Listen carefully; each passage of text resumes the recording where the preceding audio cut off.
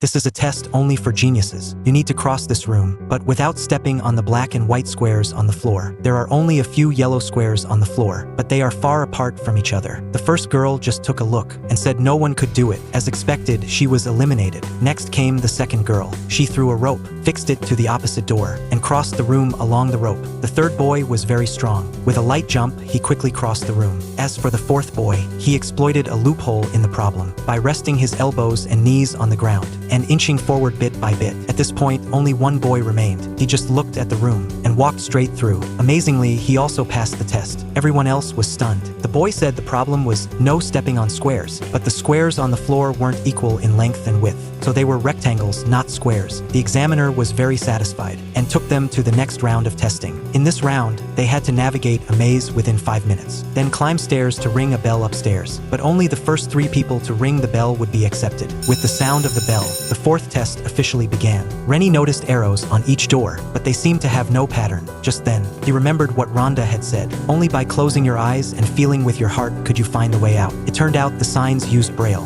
Meanwhile, Kate, who always took unconventional paths, used a wrench to open the ventilation duct and crawled directly over the maze toward the finish line. Jack, with his powerful memory, tried one path at a time through trial and error, but he didn't know he was being followed by White. As he was about to exit the maze, White knocked him down and rushed up the stairs first. Rennie heard the commotion and came to check, but Jack urged Rennie to go quickly because only 15 seconds were left. But Rennie insisted on staying with Jack. In the end, only White rang the bell within the time limit. Although Kate arrived first, she refused to ring the bell alone. She wanted to wait for the others to ring it together. So the 3 of them stepped forward and rang the bell jointly. Then the teacher announced the test was over. White was ultimately eliminated. He couldn't understand why. He was clearly the first to ring the bell, but the teacher told him the rule was the first 3 people to ring the bell, not the top 3 individuals. They later arrived at a genius academy. The teacher posed a problem to them. There are 3 switches on the wall, one of which controls the light in the upstairs classroom. If you can only go upstairs once, how can you determine which switch controls the light? Other students tried to answer first, but were silenced by the girl's glare. So the teacher asked the girl to answer. She gave a made-up answer seriously, but it was clearly wrong. Other students also tried to answer, but still no one got it right. Just then, Rennie raised his hand. He said to first press the first switch. Wait 10 minutes watching this video, then turn off the first switch, press the second switch, and run upstairs to check.